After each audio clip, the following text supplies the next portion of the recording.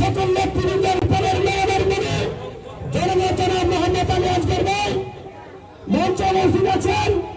আমাদের বাকলিয়া থানার সাবেক সাংগঠনিক সম্পাদক মোহাম্মদ আলমগীর, এখানে আমাদের 18 নম্বর ওয়ার্ডের যুগ্ম হবে হাজী মোহাম্মদ হারুন, সদস্য সচিব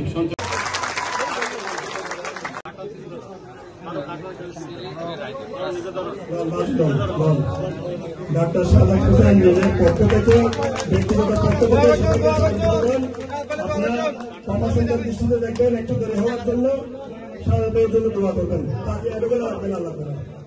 আমি আবু তাহেরকে মঞ্চের সামনে আসার জন্য অনুরোধ জানাচ্ছি। আপনারা সবাই বসেন, আপনাদের চেয়ারে চলে যাবে ইনশাআল্লাহ। আমরা মেয়র হিসেবে ওনাকে দেখছি।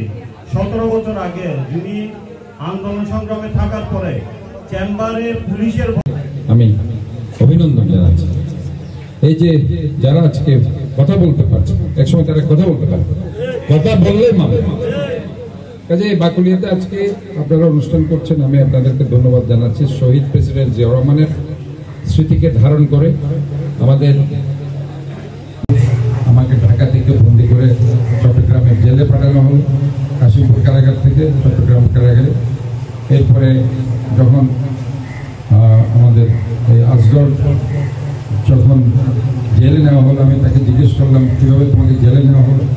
সে তার বাচ্চাকে নিয়ে সকালে স্কুলে গেছে, তার বাচ্চার সামনে থেকে অত্যন্ত করুণভাবে পুলিশ তাকে উঠিয়ে নিয়ে গিয়ে জেলে ফেলে।